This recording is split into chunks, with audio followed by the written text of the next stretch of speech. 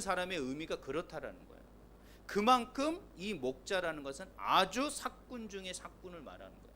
그런데 예수님은 선한 목자가 되기를 결단하셨다. 선한 목자. 정말 이 저렇게 더럽고 목자가 없으면 죽을 수밖에 없는 저 양을 어떻게 합니까? 돌보고 인도하실 그 선한 목자가 되기를 예수님은 스스로 결단하셨다라는 거예요. 그러니까 한마디로 말해서 냄새나고 더럽고 추하고 힘든 목자의 길을 스스로 선택하신 분, 그게 바로 예수님이라는 것이죠. 예수님이야말로 이 목자의 길을 선택하신 분. 다른 사람은 넌 목자다 이러면 저 목자 안 할래요 이렇게 하는데, 예수님은 선한 목자가 되기를 결단하셨다는 거예요. 그럼 도대체 이런 목자의 길을 스스로 결단하시는 예수님의 그 마음은 어떤 마음이셨을까? 오늘 본문이 36절에 그걸 말하고 있는 겁니다. 바로 첫 절에 보면 무리를 보시고 불쌍히 여기셨다라고. 불쌍히 여기셨다라고. 이 마음이 없었으면 결코 목자의 길을 결단하시지 못했을 거예요. 여러분이 주님의 길을 간다, 예수 믿는 길을 간다,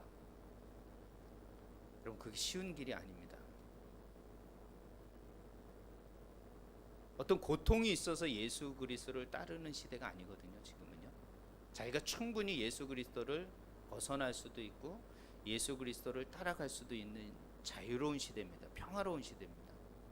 그런 가운데 여러분이 여기에 이렇게 와서 예배 드리는 것 자체가 저는 하나님의 큰 은혜라고 생각을 합니다. 정말 하나님의 은혜가 아니면 이렇게 감당할 수 없는 것이죠. 자, 그러면 예수님께서 이 불쌍히 여기신다는 마음은 도대체 어떤 의미일까? 제가 좀 한번 찾아봤습니다. 한번 눌러주시죠. 예수님이 보시고 느낀 것은 불쌍함이었어요. 그것을 다른 옛날 성경은 민망하게 여기셨더라 이런 말이고요. 또 다른 본문에서는 긍휼히 여기셨더라 이렇게 말합니다. 근데 헬라어에서는 저 말을 어떻게 하냐면 에스플라크니스테라고 말합니다. 저 말은 어떤 말이냐면 이 크니스테라는 게 내장, 창자라는 어원을 가지고 있습니다.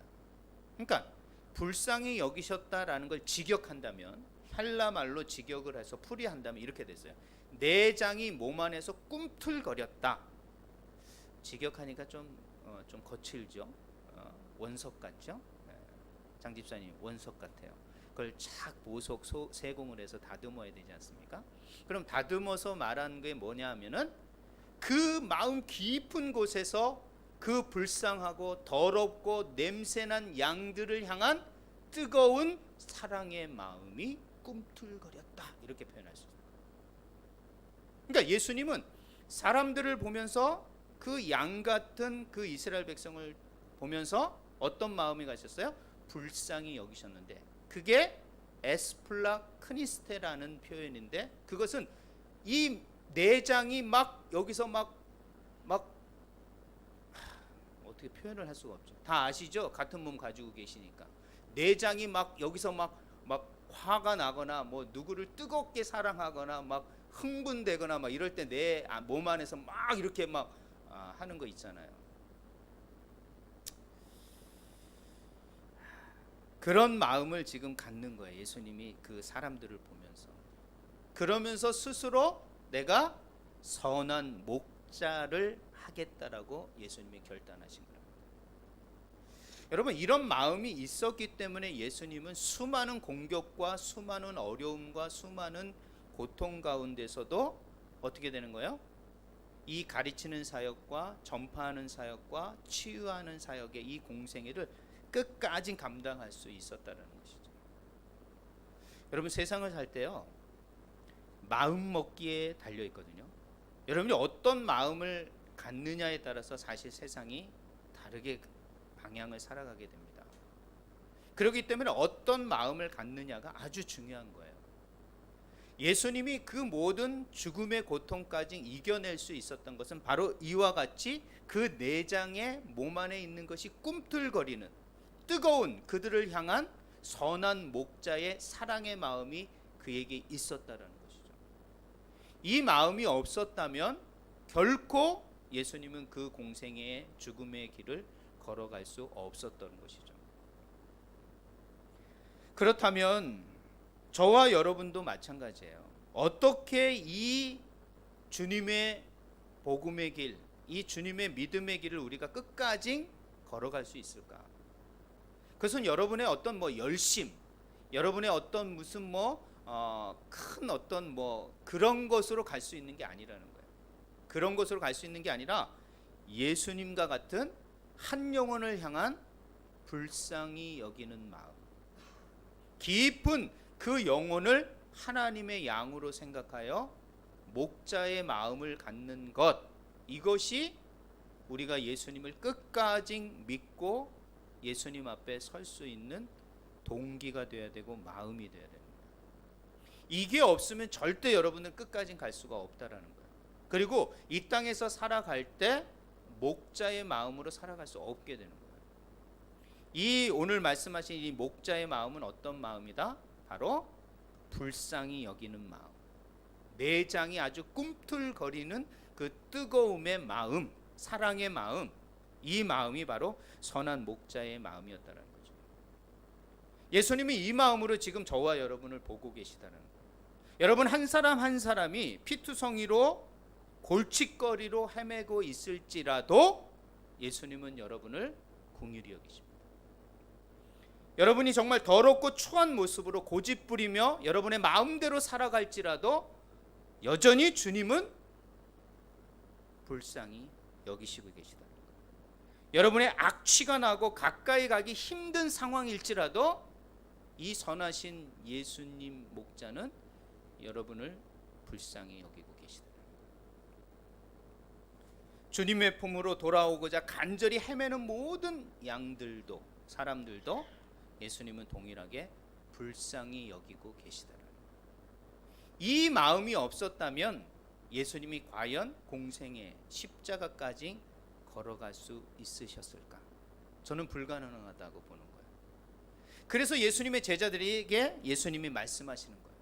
이 목자 없는 양같이 그들을 불쌍히 여기는 마음을 너희들이 가져야 된다.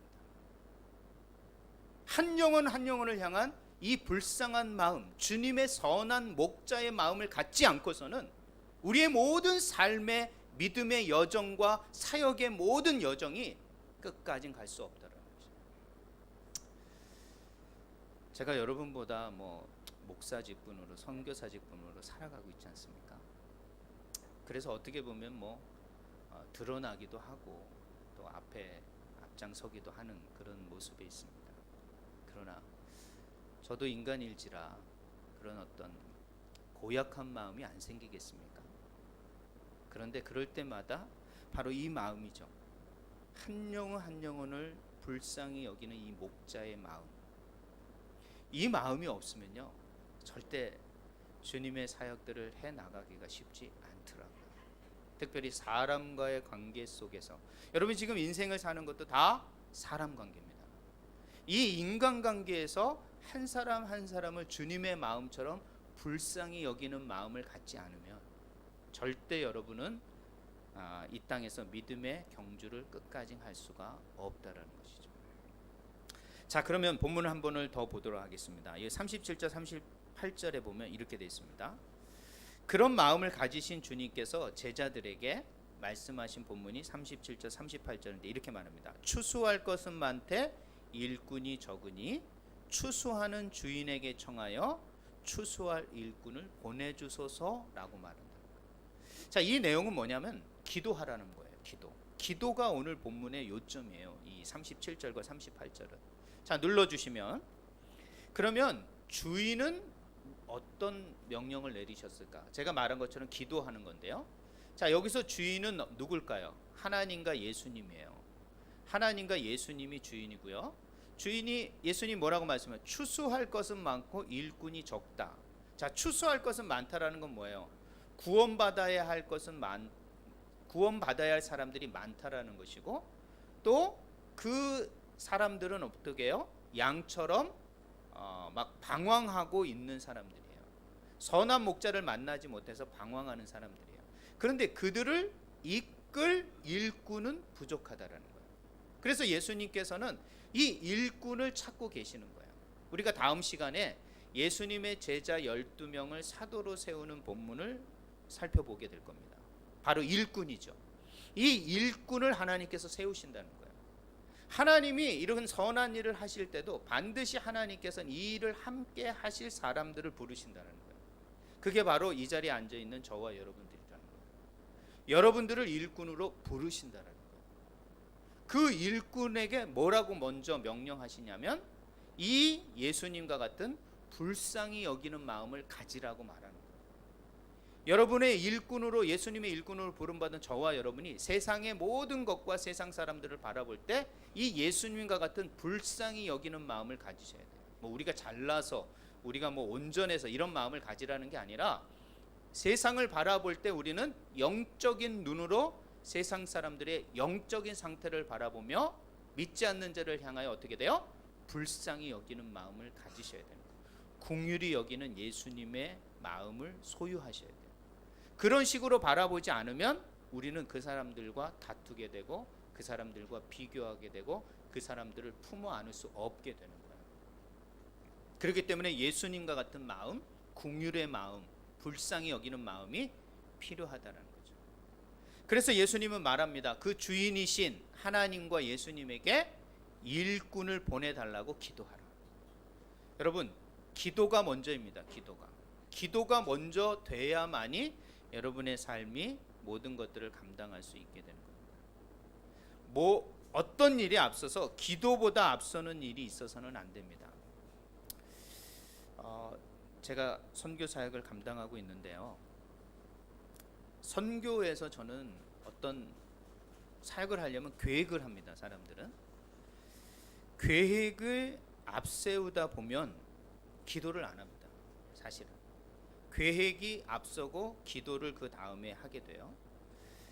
그러면 진정한 주님의 마음을 놓치게 되거든요.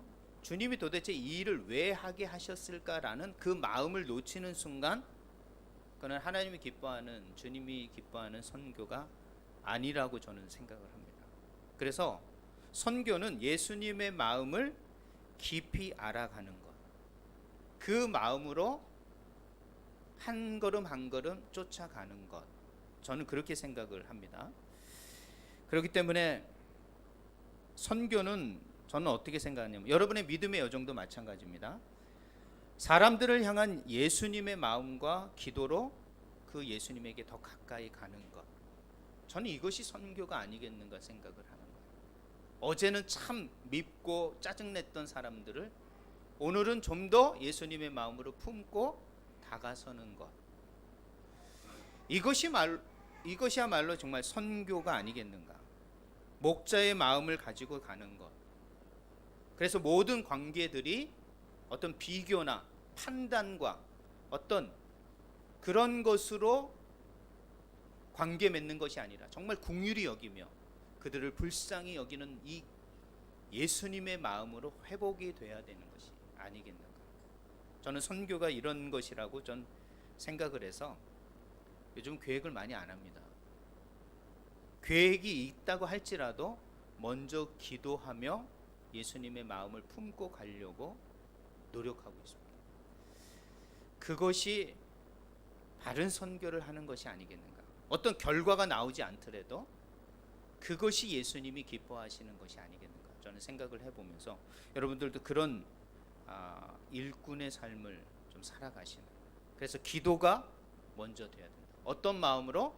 불쌍한 마음을 가지면서. 말씀을 맺도록 하겠습니다. 그래서 몇 가지 정리를 해보겠습니다. 마지막으로 눌러주시면, 그럼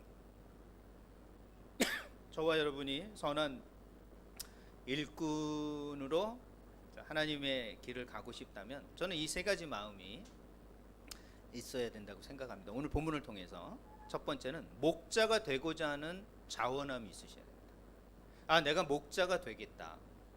더럽고 냄새나고 정말 관계하고 싶지 않은 이 사람들을 어떻게 돼요? 내가 이끌고 가야 하는, 이들을 돌보고 이들을 주님에게 인도하고자 하는 그런 목자가 되고자 하는 자원함이 우리 가운데 있어야 됩니다. 이것이 선한 일꾼, 예수님을 쫓아가는 사람들의 마음이 되어야 됩니다. 두 번째는 한 사람을 보면서 불쌍하는 마음. 나보다 못하니까 불쌍하다라는 그런 마음 말고요. 막 그냥 돈이 없고 막 구걸하고 그다음에 뭐 신호등 앞에서 막 애기 안고 한 푼만 주세요. 이런 연민이 아니라 한 사람 한 사람 영혼 구원에 대한 영혼의 갈급함에 대한 안타까운 마음. 이런 마음이 없으면 안 되라는 거예요. 제가 이번 주에 우리 권사님에게 이게 갑자기 돌아가신 분의 얘기를 들었어요. 요즘 그런 얘기를 많이 들어요. 복음을 빨리 전했어야 되는데 복음을 전하지 못하고 그냥 사고사를 당하신 분이 또 일주일 상간에 있었다는 것이죠. 그 영혼들을 보는 안타까움이 있는 거예요. 그런 마음이 없으면 절대 선한 일꾼의 마음을 가질 수가 없습니다. 세 번째는 뭐냐면 주인의 명령인 그 일꾼을 보내달라고 기도하셔야 돼요. 이 기도하는 마음이 없으면 절대 어떻게 됩니까? 선한 일꾼의 마음을 가질 수 없다라는 것이죠. 한마디로 말해서 예수님의 마음을 소유한 일꾼, 예수님의 마음을 소유하지 않는 일꾼은 일꾼 될 수 없고 그것은 선한 일꾼이 될 수 없습니다. 여러분의 인생 속에서 나는 과연 예수님의 선한 일꾼인가? 나의 인생의 목자는 누구인가? 이것들을 한번 좀 생각해 보셔야 됩니다. 그리고 주님께서 우리를 일꾼으로 부르셨고 그 일꾼의 마음은 내가 계획하고 내 마음대로 뭔가를 쫓아가는 게 아니라 내 방식대로 가는 게 아니라 바로 예수님의 마음을 소유한 일꾼이 진짜 선한 일꾼이라는 거죠.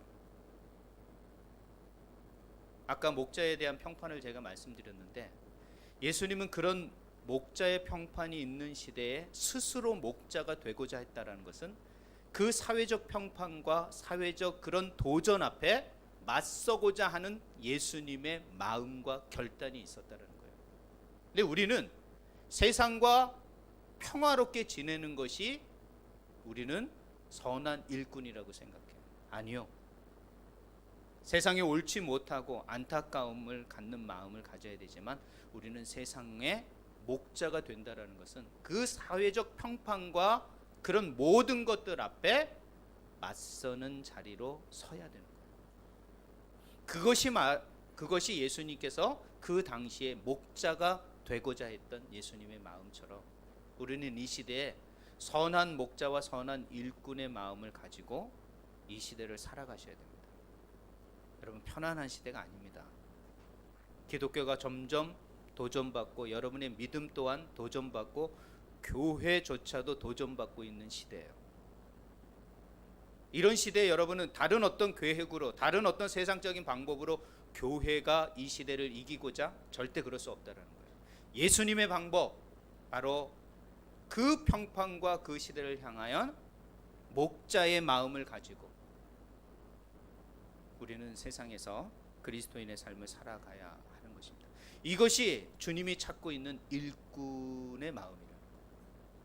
여러분이 그런 선한 일꾼의 삶을 살아가는, 정말 그렇게 살아내는 그런 주의 백성들이 되시기를 부탁드립니다. 그리고 주님 앞에 섰을 때 잘하였다 칭찬받을 수 있는 그런 우리 주 안의 모든 공동체들이 되시길 주님의 이름으로 부탁드립니다.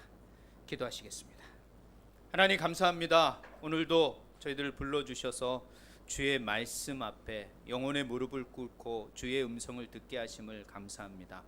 예수님은 그 시대를 향하여 온 인류를 향하여 불쌍히 여기는 마음을 가지셨고 목자가 되고자 스스로 그 더럽고 그 험한 그 어려운 길을 결단하며 그 길로 가셨습니다. 그 일에 부르심을 받은 우리 선한 일꾼들이 동일한 예수님의 마음을 소유하여 이 땅에 복음 증거자로, 복음을 전파하는 자로 살고자 합니다. 저희들을 주님께서 불러주셨사오니 주님의 마음을 소유하며 주님을 따를 수 있는 주의 일꾼들이 되게 하여 주시옵소서. 특별히 하나님, 이 일꾼들이 모인 교회 여러 가지 일들이 있습니다. 하나님, 모두가 헌신자로 일꾼으로 봉사하게 하시고 연합하게 하여 주시고 수고하는 일꾼들이 될 수 있도록 인도하여 주시옵소서. 그러나 우리의 일꾼들 정직하게 하여 주시옵소서. 책임지는 일꾼들 되게 하시옵소서. 하나님, 적극적으로 주님의 일이라면 먼저 수고하고 헌신하는 일꾼들 될 수 있도록 하나님 함께하여 주시옵소서. 오늘도 주의 말씀에 순종하며 아멘으로 화답하는 모든 주의 성도들 가운데 주의 한량없는 은혜와 은총이 있기를 소망하오며 예수님의 이름으로 기도했습니다. 아멘. 찬송가 50장 부르시면서 준비하신 예물 하나님 앞에 드리도록 하겠습니다. 남무인